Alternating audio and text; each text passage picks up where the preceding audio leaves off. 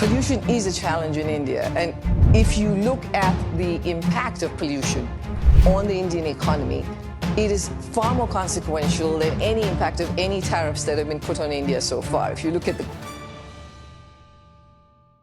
नमस्कार, आदाब, सत श्री अकाल, जय भीम, जोहार। मेरा नाम है नवीन कुमार। इसको कहते हैं नाक कटा देना।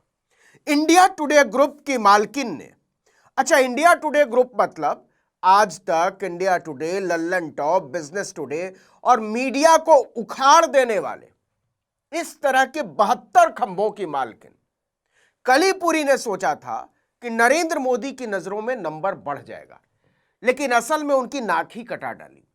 अरुण पुरी की लल्लन बिटिया को लगा था कि जो सामने बैठा हुआ है इंटरव्यू देने के लिए वो संबित पात्रा, सुधांशु त्रिवेदी, गौरव भाटिया, शहजाद पूनावाला या प्रेम शुक्ला टाइप का आइटम है जो इस तरह के तोता सवालों पर बोलेगा। मोगैम्बो खुश हुआ, लेकिन गीता गोपीनाथ ने तो धज्जी ही उड़ा कर रख दी। we usually don't talk about when you're talking about business development is I want to talk about pollution. यह मजमा सजा था वर्ल्ड इकोनॉमिक फोरम में, जो कि स्विट्जरलैंड के खूबसूरत शहर दावोस में चल रहा था। दुनिया के सबसे बड़े रईस और ताकतवर लोगों की सैरगाह। वहां इंडिया टुडे ग्रुप की लल्लन मालकिन को लगा कि गीता गोपीनाथ से मोदी की तारीफ करवा लेती हूं। भारतीय मूल की गीता गोपीनाथ दुनिया की दिग्गज अर्थशास्त्री मानी जाती हैं। इन दिनों हार्वर्ड यूनिवर्सिटी में अर्थशास्त्र की प्रोफेसर है। इसके पहले इंटरनेशनल मॉनेटरी फंड यानी अंतरराष्ट्रीय मुद्रा कोष की डिप्टी मैनेजिंग डायरेक्टर और चीफ इकोनॉमिस्ट हुआ करती थी। कलीपुरी ने पूछा कि भारत में इंटरनेशनल बिजनेस की तरक्की के अवसरों को आप कैसे देखती हैं? गीता गोपीनाथ ने कहा, यह सब छोड़ो, अपनी सरकार से बोलो कि प्रदूषण का कुछ करे। तुम लोग ऐसे नर्क में कैसे जीते हो? Pollution is a challenge in India, and if you look at the impact of pollution on the Indian economy, it is far more consequential than any impact of any tariffs that have been put on India so far. If you look at the अगर इसको हिंदी में अनुवाद करें तो गीता गोपीनाथ ने कहा, प्रदूषण भारत के सामने सबसे गंभीर चुनौती है।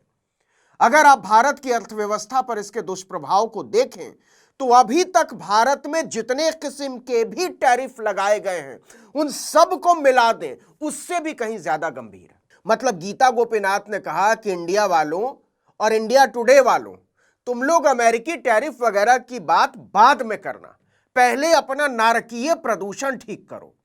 गीता गोपीनाथ ने इंडिया टुडे आज तक लल्लन टॉप ग्रुप की मालकिन को पूरी अर्थव्यवस्था समझा दी प्रदूषण की, और कहा कि बिजनेस वगैरह छोड़ो, तुम्हारी सरकार तो लोगों की जिंदगियों तक की परवाह नहीं करती। if you look at the annual cost to India's GDP of the level of pollution that you have, and it's not just the effect on economic activity, but it's also the loss in lives. I mean, the numbers are really large. Gita Gopinath जब ये बोल रही थी तो India today आज तक Lallan top की मालकिन के चेहरे का रंग उड़ा जा रहा था, सफेद हुआ जा रहा था। एक वैश्विक मंच पर जिस पर पूरी दुनिया का ध्यान रहता है, वहां मोदी की निगाहों में ऊंचा उठने के चक्कर में भारत का कचरा कर डाला था।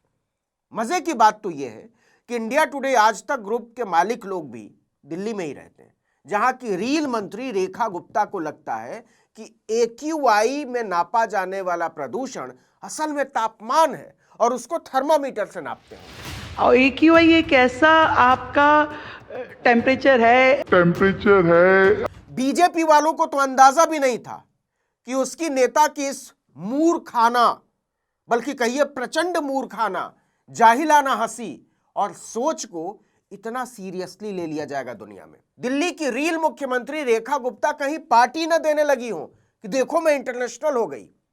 याद कीजिए, विधानसभा में अपनी प्रचंड मूर्खताओं के पक्ष में उनकी बेहद मासूम दलील। कभी घटिया कमेंट करेंगे, फिर बेबुनियाद इल्जाम लगाएंगे, फिर कभी शब्दों को पकड़ेंगे, कहेंगे AQI को AIQ बोल दिया। आज भी बोलेंगे कुछ, अभी मेरी पूरी स्पीच देखेंगे, उसमें से निकाल के लाएंगे। इनको अच्छा नहीं लगता। एक महिला वो राज्य चला रही है, दिल्ली जैसा, रोज इतने काम कर रही है। हार्वर्ड की प्रोफेसर गीता गोपीनाथ ने इसको पकड़ लिया था, लेकिन वो इंडिया टुडे आज तक की लल्लन मालकिन कलीपुरी को केवल याद दिलाने पर ही नहीं रुकती कि भारत की हालत देख लो, बल्कि सभ्य तरीके से अंग्रेजी भाषा में समझाते हुए कहा कि इतना बड़ा मीडिया हाउस चलाते हो, थोड़ा पढ़ा लिखा भी करो। उन्होंने वर्ल्ड बैंक की एक इंटरनेशनल रिपोर्ट की तरफ ध्यान दिलाते हुए कहा कि तुम्हारे देश की सरकार हत्यारी है, जो इस वजह से लोगों को मार डालती है क्योंकि वो लोगों को सांस लेने की साफ हवा तक मुहैया नहीं करा सकती। जरा सुनिए क्या कहा गीता गोपीनाथ ने। And it's not just the effect on economic activity, but it's also the loss in lives. I mean, the numbers are really large. Based on a World Bank study that was done, I think it was published in 22, about 1.7 million lives are lost every year in India because of pollution. That's 18% of the deaths in India.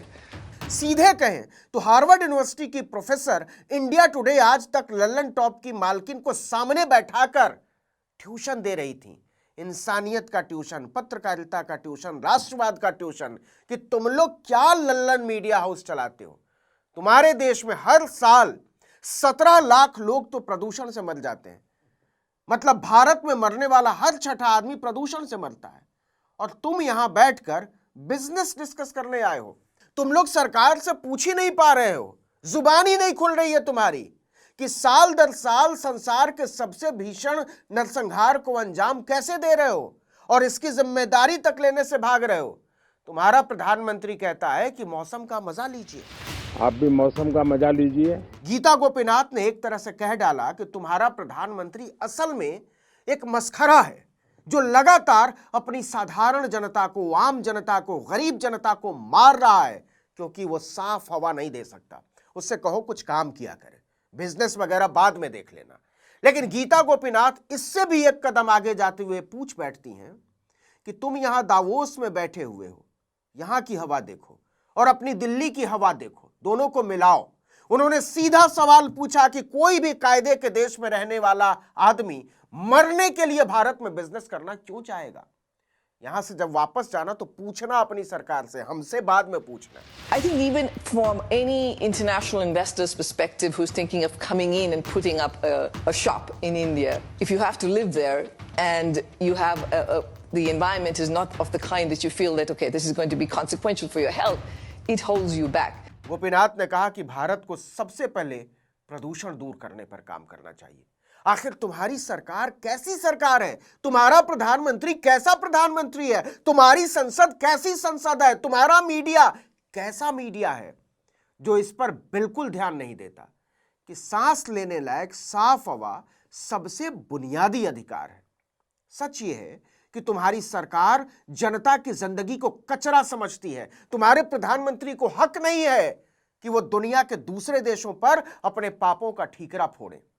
तुम लोगों को तो सारा काम धाम छोड़कर सबसे पहले प्रदूषण खत्म करने पर ध्यान देना चाहिए। And obviously, not to say, but all the Indians that are living in this kind of pollution. So addressing that on a war footing is critical. I mean, this has to be a mission, a top mission for India. सीधे सीधे कहें तो Harvard university के professor Gita Gopinath ने band बजा डाली India today आज तक लल्लन टॉप ग्रुप की, उसकी मालकिन की, उसकी पत्रकारिता की, भारत की और इस सबसे ज्यादा भारत को चलाने वालों की। और भारत को चला कौन रहा है ये हम नहीं जानते कि आप नहीं जानते। महामानव की महफिल लूटने के चक्कर में मीडिया की लल्लन मालकिन ने मैले पर पैर रख दिया। लेकिन सवाल है कि क्या इतनी बेइज्जती के बाद भी इंडिया टुडे आज तक लल्लन टॉप के लल्लन मालिकान प्रदूषण से होने वाले नरसंहार को मुद्दा बनाने की हिम्मत दिखाएंगे? इसका जवाब हम भी जानते हैं और आप भी, और लल्लन मीडिया के लल्लन मालिक तो जानते ही हैं। तो स्विट्जरलैंड की छुट्टी खत्म, चलो फिर से चरण पखारने में जुट जाओ। एक दिन भी न सहलाओ तो उनके पैरों में खुजली होने लगती है। इस वीडियो में इतना ही, लेकिन अगर आपने आर्टिकल 19 इंडिया को अब तक सब्सक्राइब नहीं किया तो फौरन कर दीजिए, बेल आइकॉन दबाइए, घंटी जैसी आकृति लाइक कीजिए और कमेंट करके बताइए हमारा वीडियो आपको कैसा लगा। हमारा ट्विटर हैंडल है आर्टिकल 19_इंडिया और मेरा ट्विटर हैंडल है नवीन जर्नलिस्ट। नमस्कार।